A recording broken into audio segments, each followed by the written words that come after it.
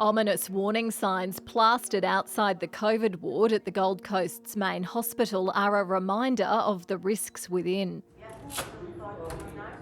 With Delta on the doorstep and mounting pressure to open the border to New South Wales, Victoria and the ACT, these corridors are about to get busier. We're preparing for the worst case scenario, that we will be inundated with patients, and so how will we cope? In the intensive care unit lies a woman in her 60s. She's in the prone position on her stomach to help her lungs. She doesn't have COVID-19, but this confronting treatment is also used for seriously ill people who do. This is the tube that we put in the windpipe. We give you a general anaesthetic. Dr. Field says some COVID patients have been in this unit for hundreds of days. General anaesthesia and deep sedation for weeks or months to get through it.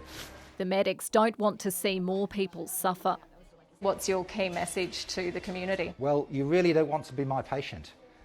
Severe COVID pneumonia requiring ICU is really a problem of the unvaccinated, so you can virtually guarantee not to get severe COVID pneumonia and be my patient if you get vaccinated. The work is gruelling for nurses. Shifts start with the careful donning of full PPE. And if you watch, you can see the mask, so it means it's sealed. Alongside a colleague looking for any vulnerabilities.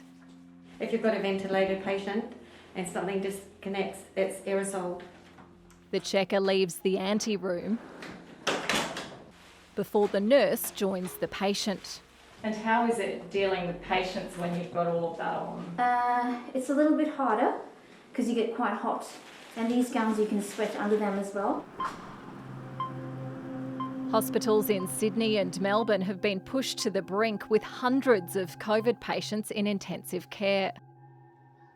A situation the largely virus-free states and territories have so far avoided.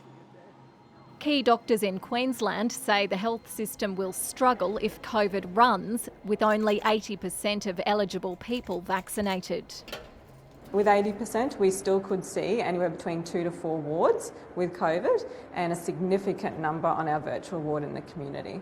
I think it's going to be very difficult if we open up at just 80% vaccinated. It's authorised access only to the COVID wing at the Royal Brisbane and Women's Hospital.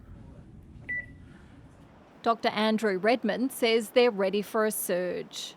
COVID is very likely to be affecting all of our communities and all of our families. There'll be knock-on effects for the whole health system. Outpatient appointments will be done virtually and elective surgery, including major cancer operations, will have to be triaged. It will be a struggle. We have had times, even with the limited number of cases that have occurred in Brisbane, where there have been delays to urgent surgery. This is the largest hospital in the state, but once it has about 50 COVID inpatients, the virtual ward program will be activated, meaning most people will be looked after in their own homes. City doctors will support their regional colleagues from a distance, with only some patients brought to the southeast. It's not practical to move a whole lot of COVID positive patients around anyway. The risks are quite high of moving people around. With the riskiest days of the pandemic ahead, doctors want individuals to protect themselves. That was it. I didn't feel that. Emma Pollard, ABC News.